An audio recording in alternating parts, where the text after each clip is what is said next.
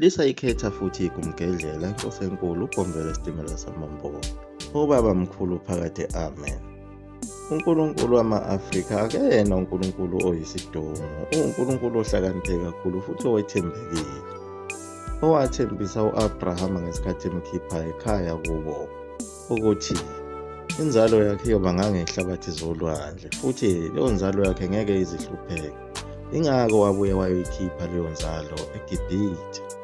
Nakhona kwaZulu abelungu bababulala kakhulu abaprofethi, kanti uNkulunkulu leyo nto yamdina uyayibuka. Ingakho esehlise lesi siqhwaga esikhulu kangaka esingucetshwayo. Akabongwe uMvelinqaki. Kanti abelungu ekubulaweni kwabo laba baprofethi benze iphutha elikhulu. Abayazi indaba kaMzazela, lona phela esimgcine elena kontaba mhlophe. Uyena muntu wakwaZulu owake wakhuluma noNkulunkulu ngezikhathi zenkosi osenza ngakhona nophakathi wayo nokhungashi. Yilo lelo lizwe elakhuluma kuyo uMzazela elazibiza ngoShembe esakwaZulu kwaCetshwayo. Ekuthiwe na okhalweni lakhe kunomsindisi ozozala osuka ezulwini. Ngaso isikhathi sikaCetshwayo lesi, njengoba esenkingeni engaka nje uCetshwayo, lowo muntu osuka ezulwini ongumsindisi useze. Uzalwa ngaphansi kwawo amakhala, amabhunu namangisi, kodwa awaboni. Wona abheke kakhulu ngakuso isilo uCetshwayo. Phela uNkulunkulu uhlakaniphe kakhulu ngoba uthi mayehlisa isiqhwaga sasezulwini ephinde ehlise nomprofethi njengaso isikhathi sikaDavide. uDavide wayeyisiqhwaga sasezulwini, kodwa futhi kwakukhona nomprofethi ngesikhathi sakhe eseyinkosi. NoSawuli naye wathi eyinkosi, kodwa futhi kukhona umprofethi uSamuel. Angeke ube yinkosi unganaso isithunywa sasezulwini. Kubonakala sengathi ubukhosi bakaZulu sebuzophelela-ke manje. Kodwa amathuba okuthi inkosi eCetshwayo ihlangane nalesi sithunywa sasezulwini mancane, ngoba phela yona isanda kuzalwa njengamanje. uCetshwayo ngapha usenkingeni yokubhekana nempi, nezinkomo sebeyihlabile bazisika mahhala. Ubaba wakhe ongumpande usovalweni olukhulu ngoba uyabona ukuthi umbuyaza angase alahlekelwe kulempi. Usethume nezinhloli zakhe ukuba zihambe ziyonxenxa abangaphesheya kothukela ukuba belekelele umbuyazo kulempi. Kodwa ngosizo lukaMasiphula kaMamba wakwazi ukubona wonke lo mqondo, wabavimba labo bantu ukuthi beqhubeke nalo msebenzi. Phela ngaphesheya kothukela kwase kukhona abantu ababesuke kwaZulu abazinikela ebalungwini. Abanye babezibalekelela nje izinkinga zakwaZulu bese beyohlala esilungwini. Iningi labo sebezinikele nasenkolweni efike nabelungu. Kodwa ngapha kwaZulu kusadliwa ngoludala nje, nemishini ayikabi khona. Sikuchazile lokho ezigabeni ezedlule uma ulandela. Sekukhona uZulu ophucuzekile ohlala kulezi ndawo zakoThekwini, bese kuba khona uZulu ohlala ngapha nganeno kothukela osafaka imvunulo ofaka namabheshu. Uma kukhona into exakayo kwaZulu uyabaleka uwele uthukela. Njengoba ngesikhathi senkosi uShaka noDingane kubaleka uye eMozambiki uma unenkinga. Umlando uyaziphinda-ke ngoba naye umbuyazwe lona wayehlangene nabamhlophe ukuba ashaye isilo uCetshwayo. Impi yabo yayibe ngasemsunduzi nabo abamhlophe ababehlunga ngesibhamu. Kodwa inyanga uManembe yenza umsebenzi omkhulu wokuthi ijike ngisho isimo sezulu kwakunezimpungu uma bona bebona laba abasohlangothini lukaMbuyazo. Njengoba namanje usekhona lowo muthi ojulile ukuthi izitha uma zifuna umuzi wakho zingawuboni zibone impungu noma zibone isiziba esikhulu. Manembe wayenze kona lokho. Okunye futhi ayikwenzile, kunenkomo lapho ayibhilile yaba inkubela. Kwaleyo nkomo leyo kwakungekambuyazo, babenzela nje ukubethusa, bebona ukuthi okusho ukuthi empini ngeke kuhambe kahle, bebafaka izinyoni. phela namanje uma uwumnumzane ufuyile kukhona into engeke izikhambele kahle, kuye kubonakala embuzini yakho noma kwinkomo yakho ukuthi awu le nkomo enjena ukhona umkhokha omubi ongalungile.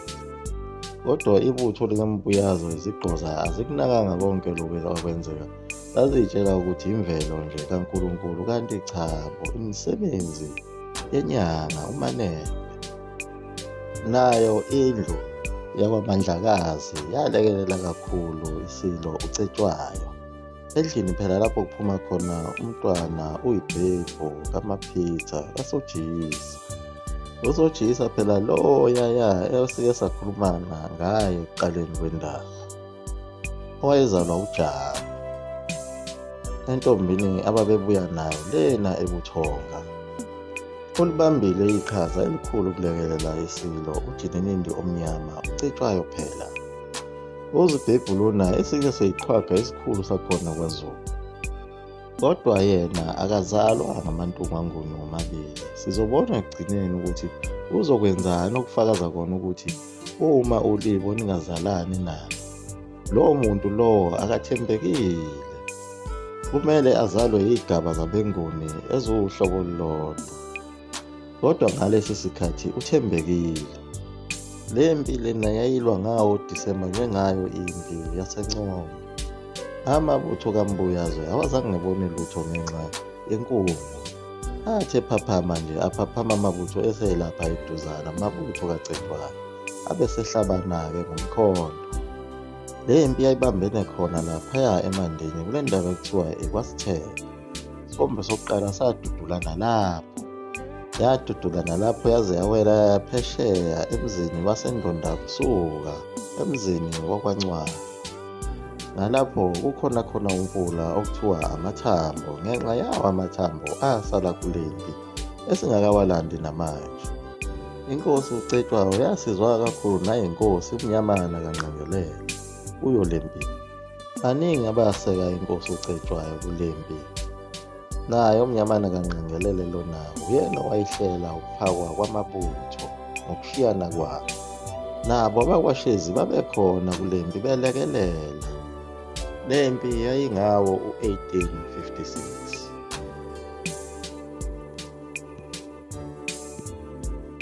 Kwakuwumhla ka-2 Disemba kanti eyaseNcome yayingumhla ka-16 Disemba. Yadudulana impi yaze yayobeka nawo uthukela. Ngayo imithi yakhe uManembe lona wayiguqubalise nezulu, nothukela lalugcwele. Phela umthombo walo uthukela usuka laphaya entabeni zokhahlamba eDrakensberg Mountain eBergville. Ilapho-ke phezulu entabeni kunalesi siphethu sothukela. Kuye njalo ungenisa lihambe liqoqa yonke imifula. Laligcwele lidla izindwali. Impi lena yazigqoza impi kaMbuyazi.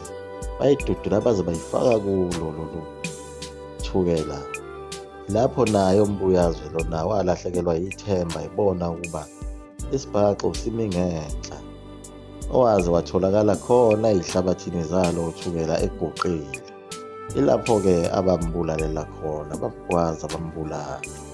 Kodwa into eyaxaka kakhulu kule ndaba, wathi uma ewina uCetshwayo, amangisi athi ukuthelwa ngamanzi uma ezwa ukuthi kuwine. Hawu, kanti yiwo lamangisi enza zonke lezi zinto, asifake phakathi kuyo le ndaba. Lo ungamabhunu nakho sekuyasetshenziswa, kuphethwe yiwo lamangisi manje. Le ndaba isiyadida ngenxa yawo amangisi ashaya ngapha ashaye ngapha. Aseqale bona lobu buxoki bawo, asedide ingqondo yamabhunu nengqondo kaZulu ngenxa yale mithetho yawo aqhamuka nayo.